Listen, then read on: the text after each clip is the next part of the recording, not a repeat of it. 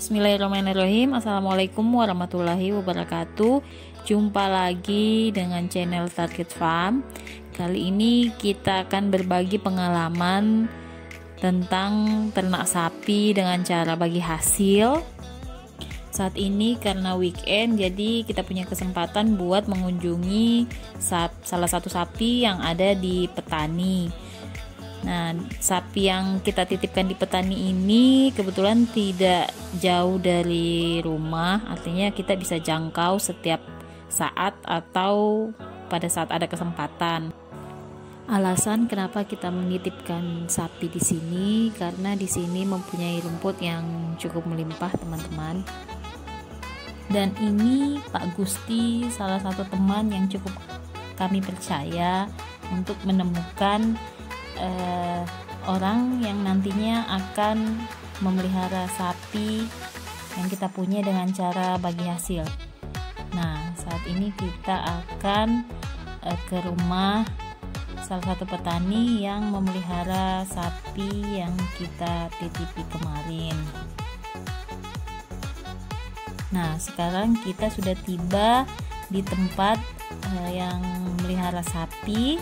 Kita bakal lihat sapinya, tapi ternyata sapinya sementara berada di ladang. Jadi kita akan ke ladang buat lihat sapinya. Sekarang kita menuju ke ladang tempat sapinya diikat. Nah, di sini pemandangannya cukup menarik karena dikelilingi oleh sawah dan kebun-kebun kelapa. Untuk aturan ternak sapi dengan cara bagi hasil, biasanya setiap daerah berbeda-beda.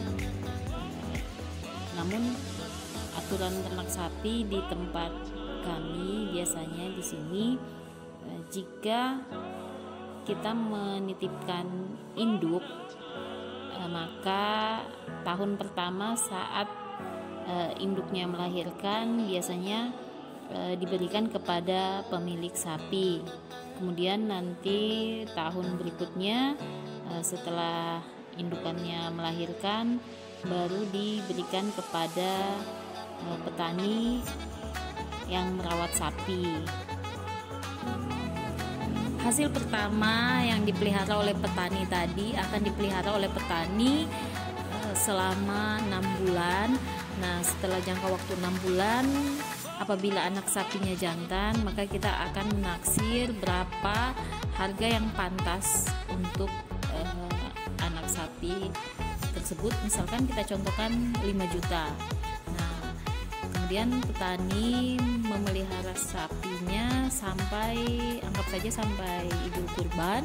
Nah, setelah Idul Kurban ternyata sapinya laku terjual senilai 12 juta. Maka nilai modalnya tadi yang 5 juta kita keluarkan dulu. Nah, selisihnya yang 7 juta itu kita bagi 2 bersama petani. Nah, sedangkan untuk jika anak sapinya tadi betina, nah, kita harus buat kesepakatan lagi dengan petaninya. Apakah setelah 6 bulan ini kita akan menaksir harga anak sapi betinanya, ataukah petani akan memelihara dalam jangka panjang yang nantinya jika anak sapi betina ini nanti melahirkan, untuk tahun pertama itu menjadi hak untuk petani. Nah, nanti setelah tahun berikutnya kemudian baru menjadi hak kita sebagai pemilik sapi. Namun keinginan setiap petani berbeda-beda tergantung kesepakatan kedua belah pihak. Seperti yang saya sampaikan tadi, ada petani yang tidak menginginkan pembagian hasil seperti cara yang pertama tadi. Petani yang ini menginginkan semua hasil dari sapi yang dititipkan nantinya itu dibagi 2 bersama petani.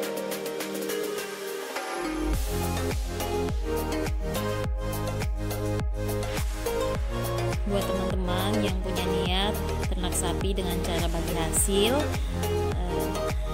cara ini merupakan cara yang cukup efektif menurut pengalaman kami. kami sebagai pegawai atau karyawan yang tidak bisa untuk merawat atau mengurus sapi, cara ini bisa menjadi salah satu solusi untuk bisa beternak sapi. Nah, ternak sapi itu sendiri merupakan salah satu investasi yang cukup efektif lah, karena sapi bisa dikatakan aset yang sangat produktif. Sapi bisa berkembang dari kecil menjadi besar. Kemudian sapi itu sendiri memiliki sifat yang sangat liquid, cepat cair. Artinya kapan saja kita membutuhkan dana atau uang, dia sangat cepat untuk bisa dijual. Sampai di sini dulu video kali ini.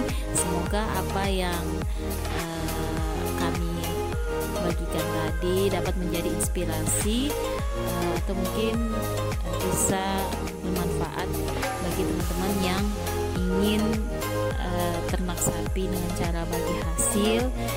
Ini merupakan pengalaman pribadi kami. Kami juga masih belajar, masih baru dalam dunia persapian. Tapi mungkin kami hanya ingin membagi sedikit pengalaman yang sudah kami alami. Semoga bisa bermanfaat untuk teman-teman semua. Terima kasih sudah menonton. Sampai jumpa di video berikutnya. Assalamualaikum warahmatullahi wabarakatuh.